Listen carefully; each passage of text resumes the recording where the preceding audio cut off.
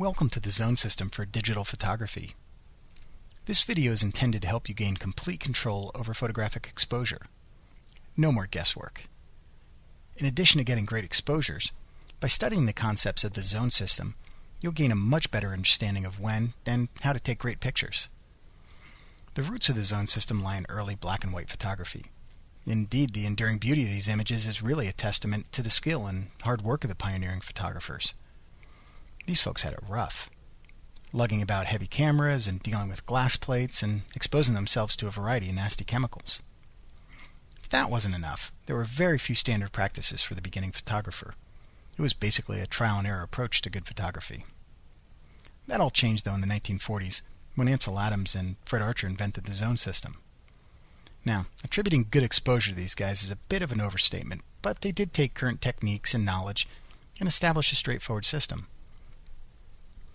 They put together a step-by-step approach to both exposure and development of the negative. It was a system that allowed for very predictable results. Creating usable negatives was paramount.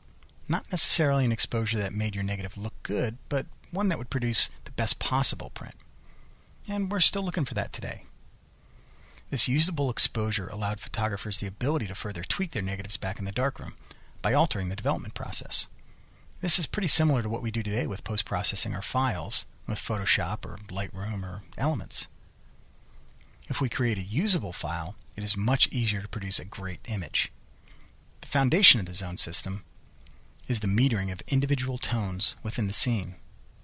During metering, each tone is analyzed for brightness and placed in its proper or desired place on the exposure scale. This methodical approach not only achieved a good negative, but a familiarity with light and its subtleties. Its continued practice created a more observant, receptive, and aware photographer. The system of metering individual objects fits perfectly with today's digital cameras and any type of photography. With the modern camera's advanced exposure features, it is easy to let the camera do the work for you.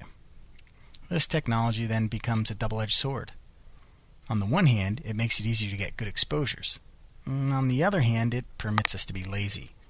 It doesn't force us to pay close attention to tonal differences and tonal relationships within our scene. Producing good exposures and examining light are just two fundamental aspects of learning how to produce beautiful imagery. But both, however, can be practiced and mastered by the digital photographer who's employing the use of Ansel's zone system.